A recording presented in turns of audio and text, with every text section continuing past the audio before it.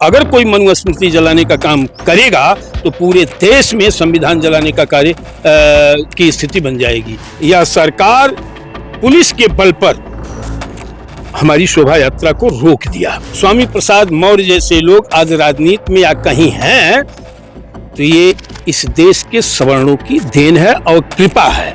यह 100% दलित एक्ट का दुरुपयोग है।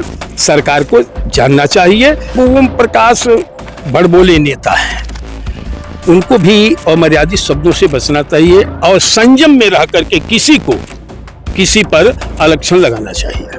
सभी सवर्ण इस देश के अपनी इस बीमारी की दवा खोजने में लगे हैं। मंडल कमंडल की राजनीति करने वाले का नाम आज कोई नहीं ले रहा है, खत्म हो गए वही। मनुस्मृति जलाएंगे ये तो भड़काने वाली बात है, समाजद्रोही तत्व है। जो भी यह कहता है वो समाजद्रोही राष्ट्रद्रोही है। अगर इसमें जो सवर्णों के खिलाफ इस संविधान में है, चाहे जो व्यवस्थाएं दी गई हैं, अब कल सवर्ण का है कि मैं भारत का संविधान जलाऊंगा, तो दोनों गलत है। मनुस्मृति हमारा पुराना संविधान है और ये संविधान जो है, भारत का संविधान जो है, ये आजादी के बाद बना है। 14 अप्रैल इस दिन बाबा साहेब भीमराव अंबेडकर की जयंती है। इसको लेकर तमाम राजनीतिक दल एक बड़ी तैयारी किए हुए हैं।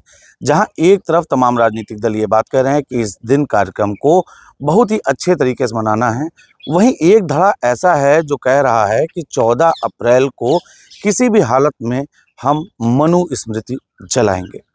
इसको लेकर सोशल मीडिया पर तमाम एक बड़ी जंग छिड़ी हुई है कि आखिर उस दिन मनुस्मृति जलाने को लेकर क्यों ऐसी तैयारी की जा रही है। इस पर ज़्यादा बात करने के लिए ब्राह्मण राष्ट्रीय महासभा के अध्यक्ष पंडित राजेंद्र नाथ त्रिपाठी जी हैं। 14 अप्रैल बाबा साहेब अम्बेडकर का जन्म दिवस मना रहे हैं लोग बड़ी संख्या में। कुछ लोग कह रहे हैं मनुस्मृति जलाएंगे, आप लोग क्या करेंगे? नहीं, बाबा साहब का जन्मदिन मनाएं, अच्छी बात है। महापुरुष हैं, देश के लिए उन्होंने कार्य किया है तो होना ही चाहिए, सबको मनाना चाहिए। लेकिन उसके पीछे मनुस्मृति जलाएंगे ये तो भड़काने वाली बात है, समाजद्रोही तत्व है। जो भी यह कहता है वो समाजद्रोही राष्ट्रद्रोही है। उसके खिलाफ विधिक कार्यवाही होनी चाहिए कि इस तरह का दुस्साहसिक बयान कैसे वो जारी कर दिया। अगर संविधान है तो यह हिंदुओं का संविधान है मनुस्मृति। अगर वो जलाएंगे तो सोचिए देश में क्या स्थिति होगी। ये कटुता पैदा करने का काम, उग्रवाद पैदा करने का काम होगा। और जो भी इस तरह का बयान दिया है उसे राष्ट्रद्रोही मान करके उसके खिलाफ विधिक कार्रवाई की जानी चाहिए। ये कोई पहली बार नहीं है, इससे पहले भी लगातार कई बार ऐसी तस्वीरें सोशल मीडिया पर सामने आई हैं जिसमें मनुस्मृति को जलाते हुए आपत्तिजनक भाषाओं का प्रयोग किया। आप ब्राह्मण समाज का प्रतिनिधित्व करते हैं, मनुस्मृति को लेकर जिस तरीके की ये बातें चल रही हैं, आप लोगों का क्या कदम होगा? अगर सरकार इसको गंभीरता से नहीं लेती है, अगर कोई मनुस्मृति जलाने का काम करेगा तो पूरे देश में संविधान जलाने का कार्य की स्थिति बन जाएगी। ऐसे में सरकार को एकदम सचेत होकर के कार्य करना चाहिए कि न कोई मनुस्मृति जलाने पाए न कोई संविधान जलाने पाए। अगर ऐसा होगा तो सोचिए देश की स्थिति क्या होगी और देश कहाँ जाएगा। आपको क्या लगता है कि मनुस्मृति और संविधान दोनों को अलग अलग नजरिए से देखना चाहिए? दोनों अलग नजरिया हैं, एक संविधान है एक मनुस्मृति है, इसमें तुलना क्यों की जा रही है? नहीं, दोनों संविधान है भाई। मनुस्मृति हमारा पुराना संविधान है और ये संविधान जो है, भारत का संविधान जो है, ये आजादी के बाद बना है। मनुस्मृति के संविधान के अनुसार राजा महाराजा और इस देश की व्यवस्था चलती रही है, ब्राह्मणों ने किया है। उसको क्यों जलाएंगे आप? क्या हुआ है उसमें? अगर इसमें जो सवर्णों के खिलाफ इस संविधान में है, चाहे जो व्यवस्थाएं दी गई हैं, अब कल सवर्ण का है कि मैं भारत का संविधान जलाऊंगा, तो दोनों गलत है। उससे लेना देना क्या है?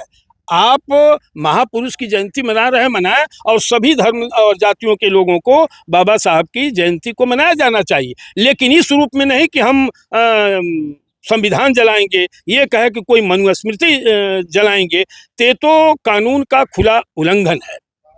अगर वो जलाएंगे मनुस्मृति, एक संविधान जलाया जाएगा, तो दूसरे वर्ग के तमाम वर्ग के लोग जो है इस संविधान को जलाने का काम करेंगे।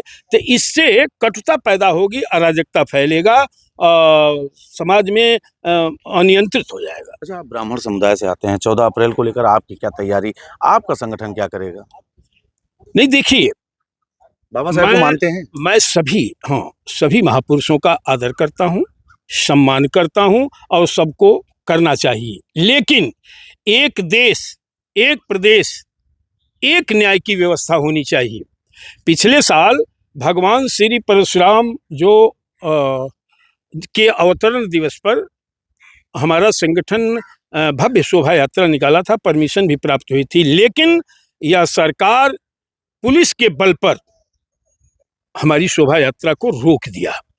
तमाम बवाल हुआ, रात से ही तमाम हमारे पदाधिकारियों को होम अरेस्ट किया गया। उसके बावजूद भी हम लोग पुलिस का मुकाबला करते हुए शोभा यात्रा निकालने का कार्य किया।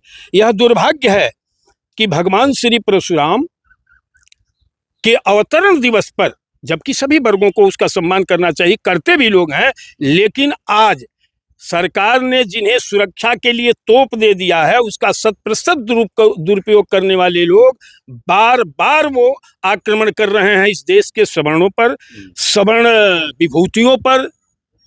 मैं ये नहीं जानना चाहता हूं कि आखिर में ये आज़ादी क्यों, समाज को तोड़ने का काम को, क्या सरकार का ध्यान इस पर नहीं जा रहा है? आज जा भी रहा है तो फिर इनके मनोबल कैसे ऊंचे हो रहे हैं?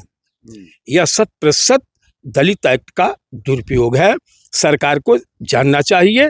मैं किसी महापुरुष का विरोध नहीं करता, चाहे जो भी महापुरुष हो, जिस वर्ग में हो, चाहे वो गौतम बुद्ध हो, चाहे ईसा मसीह हो, चाहे भगवान श्री परशुराम हो, चाहे भगवान श्री कृष्ण हो, चाहे भगवान श्री राम हो, चाहे महात्मा गांधी हो, जो भी हो, अंबेडकर जी हो, जो भी हुए हैं, इन महापुरुषों का आदर प्रत्येक भारतीय को करना चाहिए।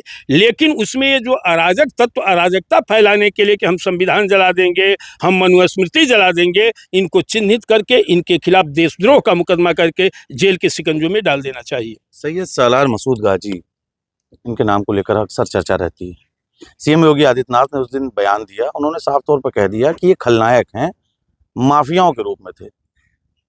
AIMIM के प्रवक्ता शौकत अली तुरंत बोल पड़े। वो महाराजा सुहेलदेव को लेकर उन्होंने टिप्पणी कर दी। उन्होंने कहा उनका आज़ादी में कोई योगदान नहीं था। पारसी समुदाय के एक नेता जिनकी वीरता शूर की गाथाएं लिखी जाती हैं, अगर हम बात करें, हम लखनऊ में मौजूद हैं, महाराजा लखन पासी, रानी उदा देवी, तमाम ऐसी शख्सियत मौजूद हैं। ऐसे में शौकत अली का ये बयान महाराजा सुहेलदेव के लिए और सैयद सालार गाजी, जिसको तमाम इतिहासकारों ने आक्रांता माना है, ये माना है कि हिंदुओं का कत्लेआम किया, नरसंहार किया, उसकी वकालत पंडित जी? कई 100 साल तक इस देश में मुगलों ने राज किया, मुस्लिमों ने राज किया, 100 साल अंग्रेजों ने राज किया। तो ये दिन जो है, उस काल के लोगों की भावनाओं से अभी से आकलन किया जाए कि गुलामी का कैसे जीवन जिए थे, आपसी फूट के ही नाते। और इस तरह के अराजक तत्व जो भाषाओं का प्रयोग कर रहे हैं समाज को तोड़ने के लिए, हमारे देवी देवताओं को गाली देने का काम कर रहे हैं, हमारे महापुरुषों का अपमान उनके द्वारा किया जा रहा है। तो मेरा ये कहना है कि देश की आज़ादी में 0 से लेकर के 100 तक लोगों का योगदान है, चाहे वो किसी भी जात धर्म समुदाय भर के लोग रहे हैं। अगर उनका अपमान होगा तो देश बर्दाश्त नहीं करेगा।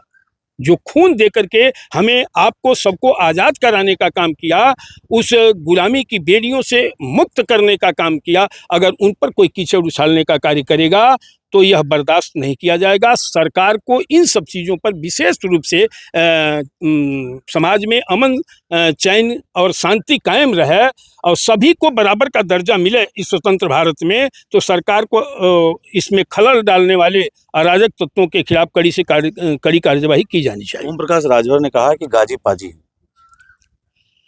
अब ओम प्रकाश बड़बोले नेता है, उनको भी अमर्यादित शब्दों से बचना चाहिए और संयम में रह करके किसी पर अलक्षण लगाना चाहिए।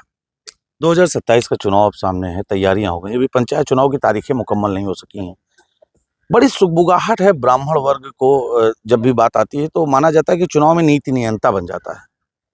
क्या आप लोग सिर्फ चुनाव में नीति नियंता बनेंगे या आने वाले समय में किसी राजनीतिक दल का समर्थन करेंगे? अगर करेंगे तो सपा, भाजपा, बसपा या कोई और?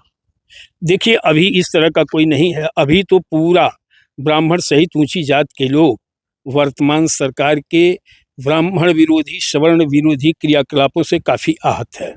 अपनी उपेक्षा, उत्पीड़न, तिरस्कार से आहत है।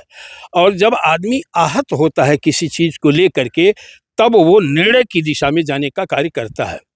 सभी सवर्ण इस देश के अपने इस बीमारी की दवा खोजने में लगे हैं और निश्चित रूप से शीघ्र ही सरकार को आप बीमारी कह रहे हैं, सरकार को आप बीमारी कह रहे हैं। नहीं, बीमारी सरकार हो चाहे राजनीतिक जो भी दल है, अगर हमारे दुखती नब्ज पर हाथ नहीं रखता है, हमारे आंसू को पोंछने का काम नहीं करता, हमारे दर्द को जानने का काम नहीं करेगा, तो मैं वही कहूँगा। सरकार बीमारी है, उस बीमारी का इलाज ब्राह्मण समाज ढूंढ रहा है। नहीं, वो बीमारी कैसे जाएगी जो हमें त्रस्त कर रही है, हमारे बच्चों नवनिहालों को त्रस्त कर रही है, हमें और पीड़ा में पतन की मार्ग पर ले जाने का कार्य कर रही है। तो ये तो बीमारी है ना, तो इससे निजात पाने के लिए डॉक्टर की जरूरत है, तो डॉक्टर की तलाश की जाएगी और अच्छे डॉक्टर की तलाश की जाएगी। एक समाजवादी पार्टी में एक कार्यक्रम होता है, बाबा साहब के प्रपौत्र राजरत्न वहां पर पहुंचते हैं और कहते हैं मिले अंबेडकर और अखिलेश, खुल जाएंगे साधुओं के वेश। ऐसा है, वो अपने पूर्वजों के बारे में अध्ययन करें। अगर अध्ययन करके कोई भाषा निकालेंगे तो असली उनके पूर्व माने जाएंगे और असली उनकी औलादें मानी जाएंगी। उसके विपरीत अगर कोई आचरण करते हैं तो ये गलत है और उनके उस पर प्रश्न चिन्ह लग जाएगा। चाहे वो मुलायम सिंह के कार्यकाल की बात हो, चाहे कांशीराम के कार्यकाल की बात हो, चाहे अखिलेश जी के कार्यकाल की बात हो, चाहे उनका हो। भाई, आप समाज तोड़ने के लिए तो नहीं आए हैं, देश को गुलाम बनाने तो नहीं आए हैं ना।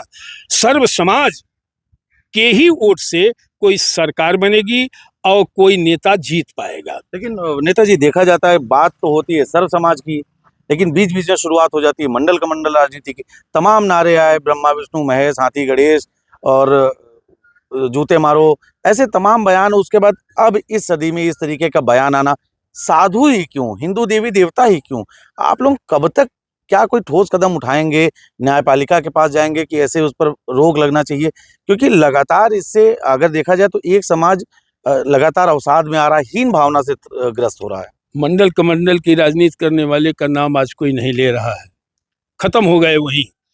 और जब वो खत्म हुए तो वो भी खत्म हो गया। लेकिन समाज में जहर घोलने का काम उन्होंने किया तो आज उनका कोई नाम नहीं लेने वाला है। उसी तरह से समाज को जात के नाम पर, धर्म के नाम पर तोड़ने वाले इतिहास से गायब हो जाएंगे, कोई इनका नाम लेगा नहीं, और लेगा भी तो घृणा की दृष्टि से लेगा। देश सबसे बड़ा है, इस देश में निवास करने वाले प्रत्येक व्यक्ति को अपने को पहले भारतीय मानना चाहिए, उसके बाद वो किसी जात का व्यक्ति है, किसी धर्म का व्यक्ति है, उसके लिए पहले वो भारतीय है और भारत उसका देश है।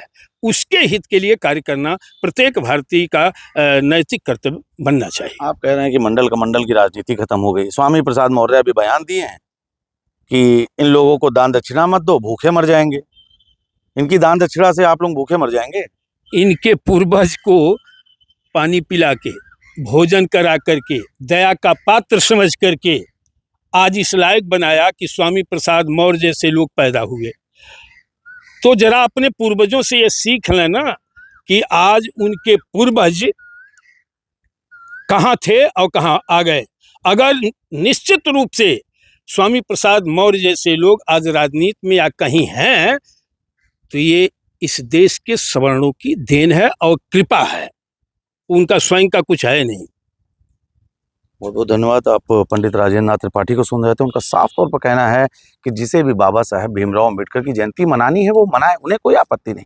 लेकिन अगर मनुस्मृति जलाने का प्रयास किया जाएगा तो ये लोग एक बड़ा आंदोलन करेंगे। इसके साथ ही उन्होंने स्वामी प्रसाद मौर्य के एक बयान पर भी अपनी टिप्पणी दर्ज कराई। उनका साफ तौर पर यह कहना है कि सनातन सवर्ण के तमाम ऐसे पूर्वज जो थे उन्हीं की रहमो करम पर स्वामी प्रसाद मौर्य जैसे लोग नेता बने हैं। इसके साथ ही उन्होंने एक बड़ी बात यह भी कही कि अब सरकार एक बीमारी बन चुकी है और ब्राह्मण समाज इसका इलाज करेगा।